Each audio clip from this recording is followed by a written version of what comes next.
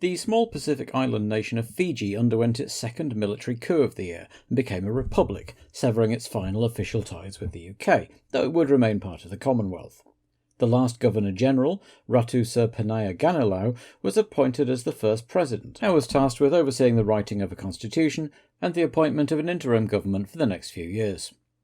Across the world in Burkina Faso, another coup saw the death of President Thomas Sankara in a shootout during an uprising orchestrated by his former military colleague Captain Blaise Compaoré, who then led a triumvirate of new rulers, telling the world that there had been no coup, Sankara had died in an accident, and that they were loyal supporters of his. Nevertheless, the new regime soon reversed Sankara's left-wing policies, privatised all the industries nationalised over the preceding 4 years, and rejoined institutions like the IMF and World Bank. Another candidate for the US presidential election next year was announced, another religious leader, though one of a decidedly different stripe to Pat Robertson. The Reverend Jesse Jackson had done better than most expected to come third overall in the Democratic primaries of 1984, and many thought he represented a realistic chance of the US having its first black president.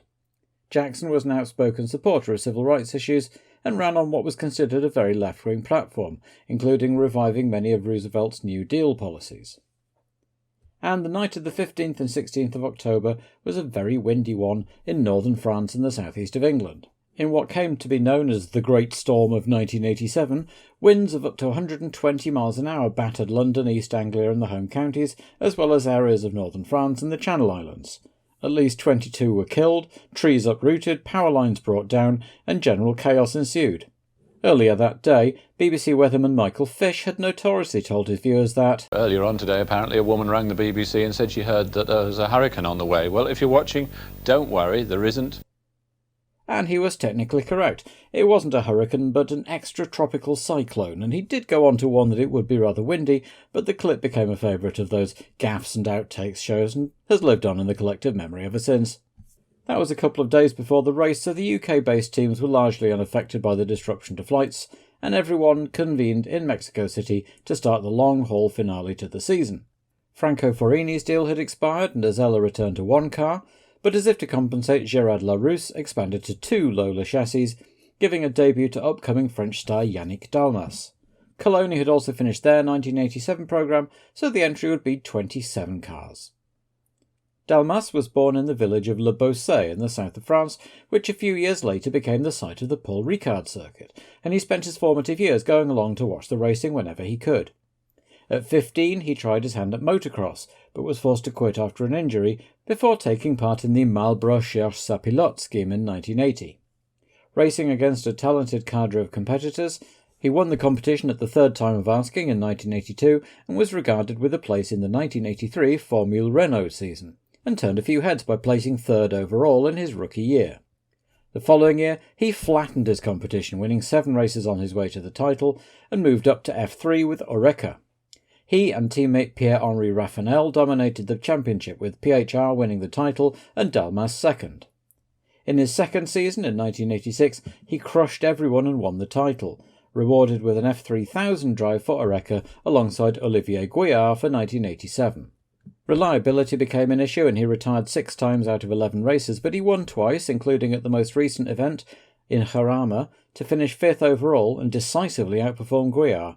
Clearly, this young Frenchman was going places fast and was one to watch for the future. Following the return to Mexico City last year, the facilities had been improved at the Autodromo Hermanos Rodriguez, but the track was still bumpy and dusty, and the city itself still presented a fairly grim spectacle at odds with the wealth and glamour of Formula One. Reconstruction work following the 1985 earthquake was still ongoing in many places, the smog was exacerbated by the high altitude, and the poverty was very visible. Jean-Marie Balestre dismissed concerns about the track and indeed announced plans to ban active suspension for the 1988 season, a system which would be a great help here.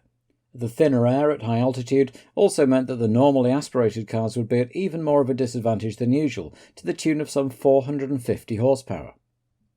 The bumps quickly became an issue in qualifying, as Senna and Mansell both lost control on the last corner, with the Brazilian clobbering the tyre wall at over 130 miles an hour and miraculously unhurt. Both Williams drivers actually opted for the passive car, and it was Mansell this time who rallied after his off to take pole, with Gerhard Berger again interposing himself between the two Williamses for a front row start at the track where he won his maiden Grand Prix last year. Piquet was third, then Boutsen, Prost and Fabi, the top six all covered by just 0.6 seconds. Senna was seventh, then the Brabhams, split by Alboreto, who'd become a father in the weeks between races.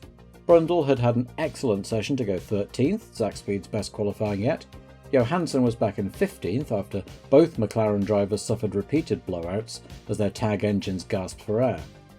New boy Dalmas outqualified Alio in 23rd, Caffey brought up the rear, and the odd man out was Pascal Fabre, a second adrift of the Azella. A petition did go round to allow Fabre to start, which was signed by every team except Benetton, so he remained a non-qualifier.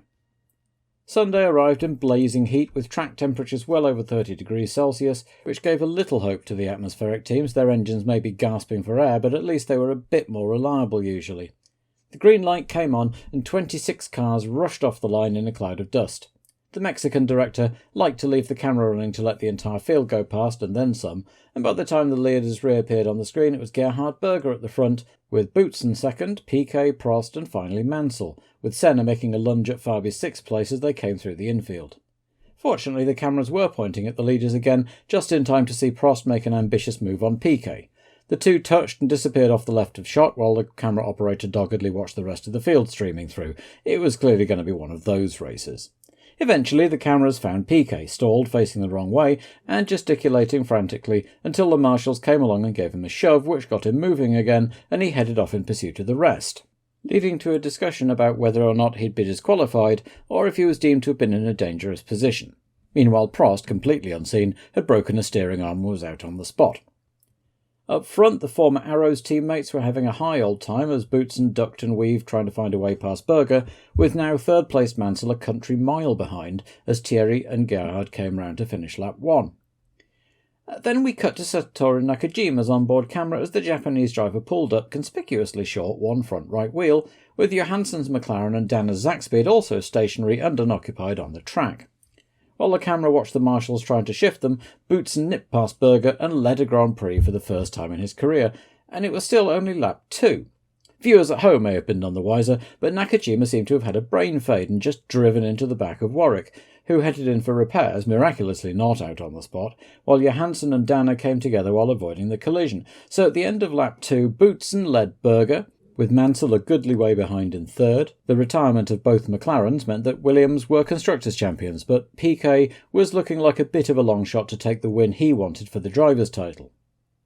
Martin Brundle's turbo failed on lap 4, the Brit clearly not happy after his heroic efforts in qualifying, and once things had settled down a bit up front, the order was Boutsen leading Berger with Mansell some 13 seconds behind, then Senna, De Cesaris and Alboreto making up the top 6, Fabi 7th, Patrese 8th and Nannini an excellent 9th.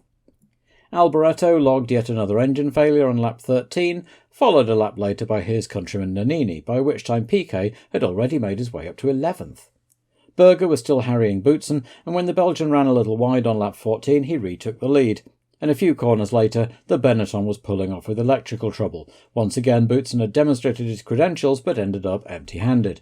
So Berger led in Mexico once more, with Mansell chasing hard but still 11 seconds behind, and Piquet now up to 7th and just outside the points.